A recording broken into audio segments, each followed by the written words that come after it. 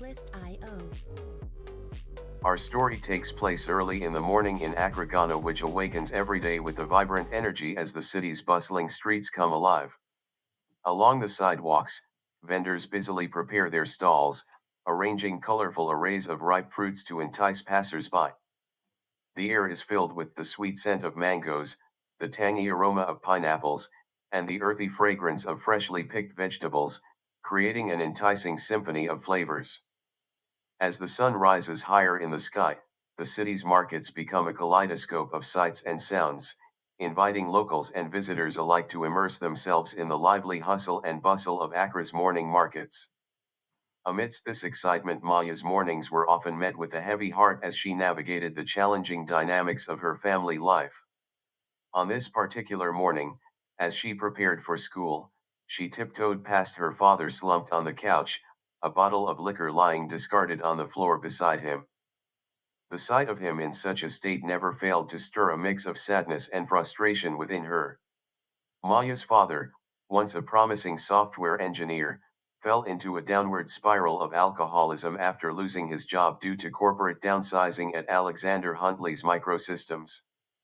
His struggle with addiction consumed him, turning him into a shadow of the man he once was.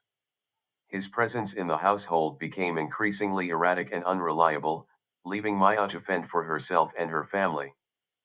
Tears welled up in Maya's eyes as she continued on her way, her footsteps heavy with the weight of her emotions. Upon hearing her daughter's sobs, Maya's mother called out to her from the bedroom. Maya, what's wrong? Her mother's voice carried a tone of concern. Maya entered the room, clutching a bottle labeled rum that she had found in the living room. Maya entered the room, clutching a bottle labeled rum that she had found in the living room. She collapsed onto the edge of her mother's bed, tears streaming down her cheeks as she struggled to articulate her feelings.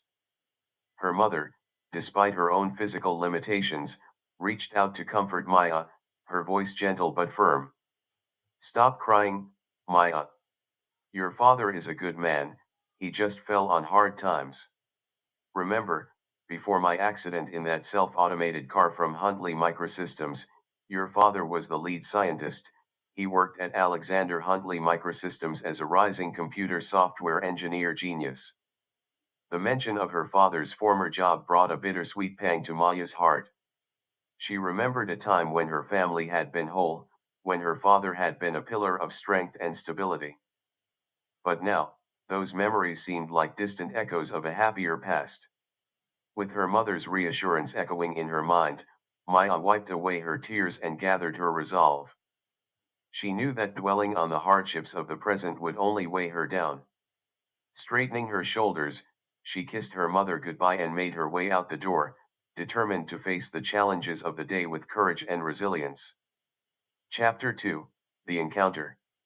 In the dimly lit alley behind the bustling city streets, Maya, a teenage girl who often sought solace in the quiet corners of the city, was making her way home from school. As she passed by a row of trash cans, a glimmer of light amidst the shadows caught her eye. Curiosity piqued, Maya cautiously approached, only to find a young boy crouched behind one of the bins, wearing nothing but a pair of briefs and an army shirt. Hey, are you okay? Maya's voice was soft with concern as she approached him. The boy, Chiokochi, looked up, fear and confusion evident in his wide eyes. I, I don't know, he stammered in a strange accent. Where, am I? Maya's heart went out to him as he spoke of his harrowing experience. What happened to you? She asked gently, trying to piece together the puzzle. Chiokochi hesitated, his gaze darting around as if searching for an escape route. I, I don't remember much. I woke up in a strange place, surrounded by people in white coats. They were, studying me, I think. I hurt one of them very badly, so I ran down the hallway where warriors with guns chased me. I ran for 12 blocks. I just want to go home. Sensing there was more to the story, Maya asked if he had any family or friends they could contact for help. But before Chiokochi could respond, a commotion erupted at the end of the alley. Maya's heart raced as she saw soldiers in uniform approaching with guns drawn. Quick, we have to go. Maya whispered urgently, pulling Chiokochi to his feet. Quick, we have to go. Maya whispered urgently, pulling Chiokochi to his feet. Together, they fled down the alley, dodging the market of the bustling city vendors and crates to evade their pursuers. Chapter 3, A Daring Escape.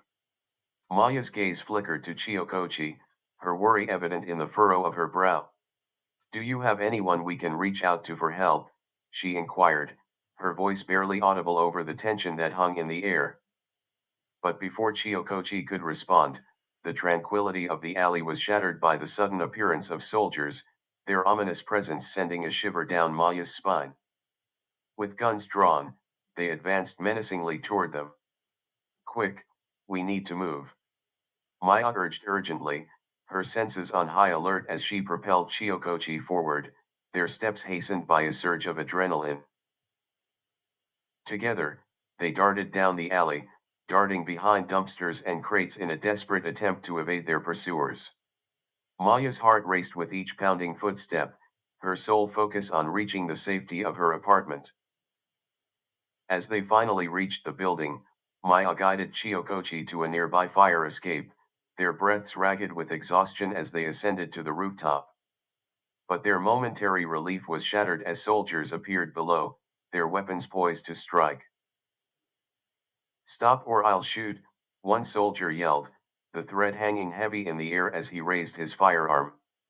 Without hesitation, Chiokochi extended his hand, a beaded bracelet glinting in the dim light. Suddenly, shards of glass erupted from his outstretched hand, colliding with the soldiers and rendering them incapacitated. Maya watched in awe as they fell to the ground, the sound of shattering glass and their bodies hitting the pavement.